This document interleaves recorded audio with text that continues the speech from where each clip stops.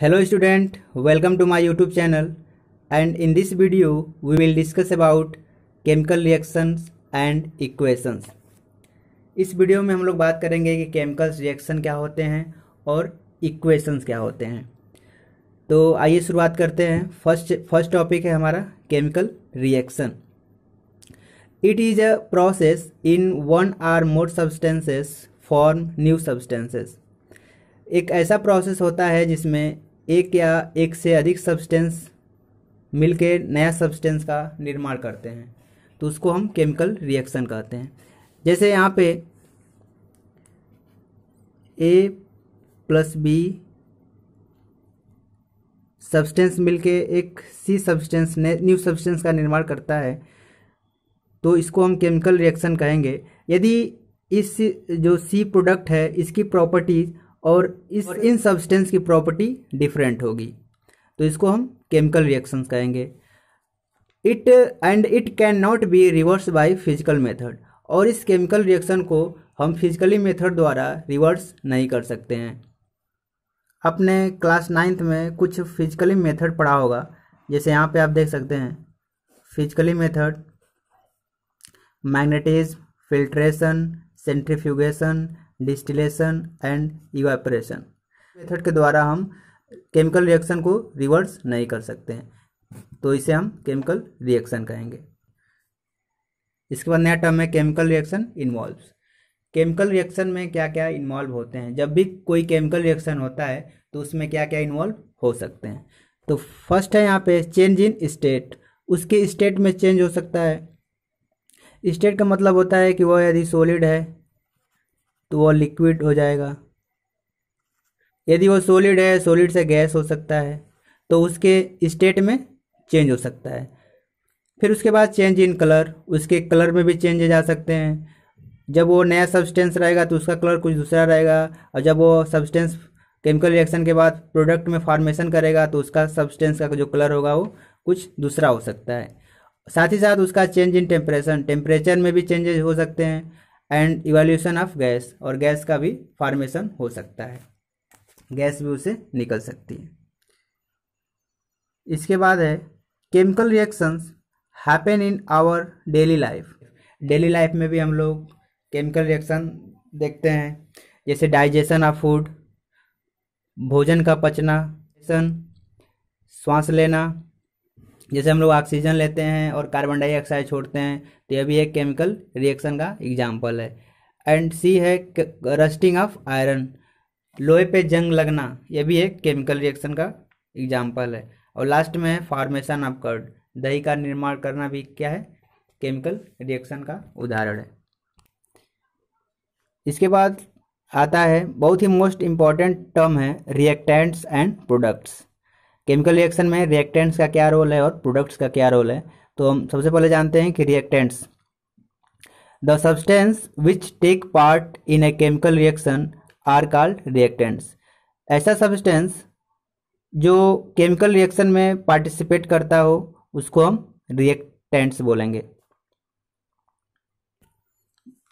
Next term है product, the new substances produce as a result of a chemical reaction are called product. जब chemical reaction में new substance का निर्माण होगा तो उस न्यू सब्सटेंस को हम लोग प्रोडक्ट बोलेंगे। जैसे यहाँ पे आप एग्जांपल देख सकते हैं कि when magnesium ribbon burn in air gives us magnesium oxide. जब मैग्नीशियम रिबन को हम ऑक्सीजन के प्रेजेंस में जलाते हैं तो मैग्नीशियम ऑक्साइड मिलता है। मैग्नीशियम का सिंबल जो होता है Mg होता है, और ऑक्सीजन O2 से प्रेजेंट करते हैं। और यहाँ देखिए एरो का निशान लगा है, बाद है MgO यानी मैग्नीशियम ऑक्साइड। एरो के टेल के इधर सारे रिएक्टेंट होंगे, तो मैग्नीशियम और ऑक्सीजन आपका रिएक्टेंट कहलाएगा, और हेड जिधर हेड लगा रहेगा उधर आपका प्रोडक्ट कहलाएगा। तो इस केमिकल रिएक्शन में मैग्नीशियम और ऑक्सीजन एक रिएक्टेंट्स है और मैग्नीशियम ऑक्साइड आपका प्रोडक्ट्स है। जब भी दो या दो से अधिक सब्सटेंस को हम ऐड करते हैं तो उसको हम बीच में प्लस साइन से डिनोट करते हैं। इस तरह ये आपका केमिकल्स रिएक्शन कहलाएंगे। नया टर्म है chemical equations. A chemical reaction can be represented by chemical equation. जो केमिकल रिएक्शन होता है उसको हम केमिकल इक्वेशन के द्वारा रिप्रेजेंट करते हैं। It involves use of symbols of substances of reactant and products with mention of physical state. जो आप रिएक्टेंट और प्रोडक्ट में जो सब्सटेंस होगा उस सब्सटेंस का हम लोग सिंबल यूज करेंगे and mention of physical state, और उसका फिजिकल स्टेट हम लोग दर्शाएंगे। Physical state solid, liquid, gas and aqueous, ये सब फिजिकल स्टेट होते हैं। तो इसको हम सिंबल से सॉलिड को एस, गैस को जी, लिक्विड को एल और एक्वा को ए क्यू से रिप्रेजेंट करेंगे। जैसे यहाँ पे एग्जांपल है, magnesium ribbon burn in air gives us magnesium oxide. Magnesium ribbon को जब हम ऑक्सीजन के प्रेजेंट में जलाते हैं तो मैग्नीशियम ऑक्साइड मिलता है। अब इस मैग्नीशियम को अब इसका हम लोग केमिकल इक्वेशन लिखेंगे, तो इस मैग्नीशियम का हम लोग सिंबल यूज करेंगे। तो मैग्नीशियम का जो सिंबल होता है वो Mg होता है इन एयर, और ऑक्सीजन के प्रेजेंट में तो ऑक्सीजन का जो सिंबल होता है वो O2 होता है। अब इसमें हम एरो का निशान लगाएंगे। एरो के निशान लगाने के बाद यहाँ पे मैग्नीशियम ऑक्साइड MgO, यहाँ पे ये रिएक्टेंट्स हैं और ये प्रोडक्ट्स हैं। अब इसको फाइनली हम लोग इसमें यूज करते हैं फिजिकल स्टेट। तो मैग्नीशियम जो होता है सॉलिड में होता है, ऑक्सीजन आप लोग जानते होंगे गैस, और मैग्नीशियम ऑक्साइड भी सॉलिड फॉर्म में होता है। इस तरह से आपका यह एक केमिकल्स इक्वेशन लिखा गया है। इस तरह से आप और भी केमिकल इक्वेशन को आसानी से लिख सकते हैं। अब हम लोग जानेंगे कि how to balance a chemical equation. किसी भी केमिकल इक्वेशन को बैलेंस कैसे करते हैं। तो यहाँ पे आपको इक्वेशन दिया है आयरन प्लस वाटर, फिर यहाँ पे iron oxide plus hydrogen. Iron oxide को हम फेरिक ऑक्साइड्स के भी नाम से जानते हैं। तब इसको हम लोग इस केमिकल इक्वेशन को बैलेंस कैसे करेंगे। तो यहाँ पे देखिए हमने बॉक्स बनाया है एलिमेंट्स, रिएक्टेंट एंड प्रोडक्ट। तो अब इसमें इस केमिकल इक्वेशन में कितने एलिमेंट्स हैं सबसे पहले हम लोग यह जानते हैं। तो यहाँ पे आयरन, हाइड्रोजन और ऑक्सीजन 3 एलिमेंट हैं इसमें। तो इसमें एलिमेंट में आप लिख देंगे आयरन, हाइड्रोजन और ऑक्सीजन। अब इस रिएक्टेंट्स में हम देखेंगे कि कितने एलिमेंट्स जो हैं आयरन के हैं। तो यहाँ पे रिएक्टेंट्स में आयरन जो है वो एक ही है, तो यहाँ पे 1। उसके बाद देखेंगे कि इस प्रोडक्ट्स में आयरन कितने हैं, तो 3 हैं। इसके बाद जो हाइड्रोजन एलिमेंट है इस रिएक्टेंट में कितना है, तो 2 है। और प्रोडक्ट में जो हाइड्रोजन है वो 2 है। अब जो ऑक्सीजन एलिमेंट है इस रिएक्टेंट में सिंगल है, लेकिन प्रोडक्ट में ऑक्सीजन की जो संख्या है वो 4 है। अब इस रिएक्टेंट्स और प्रोडक्ट्स को हम लोग इक्वल करेंगे।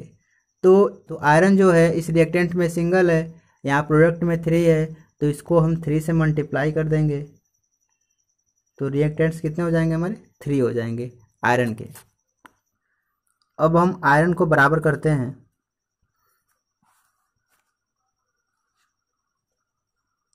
इससे पहले इन सबको हम एक ब्रैकेट के अंदर क्लोज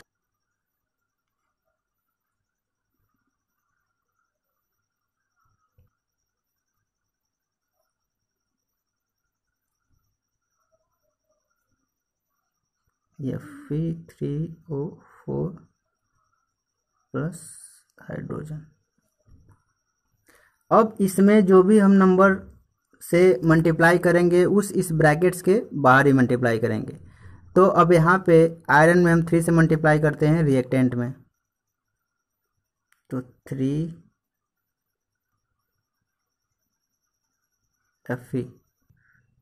3Fe प्लस, अब यहाँ पे देखते हैं हाइड्रोजन, तो यहाँ पे हाइड्रोजन रिएक्टेंट और प्रोडक्ट में दोनों सेम है, तो इसमें तो कोई चेंजेस होगा नहीं। उसके बाद ऑक्सीजन, यहाँ पे ऑक्सीजन 1 है और इस प्रोडक्ट में ऑक्सीजन 4 है, तो इसमें हम 4 से मल्टीप्लाई कर देंगे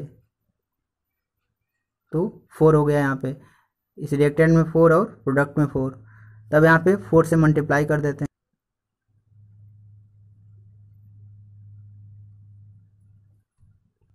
अब इस 20 में तो हम करेंगे नहीं, ब्रैकेट के बाहर ही हमें मल्टीप्लाई करना है, तो हम यहाँ कर देंगे। अब यहाँ करने से ऑक्सीजन के साथ साथ हाइड्रोजन में भी मल्टीप्लाई करना होगा 4 से, तब यहाँ पे जो हाइड्रोजन की संख्या हो जाएगी वो 8 हो जाएगी, तो हम यहाँ भी मल्टीप्लाई कर देते हैं, 4 2 जा 8। अब यहाँ पे रिएक्टेंट में हमारा कितने हो जाएंगे, 8 हाइड्रोजन हो जाएंगे।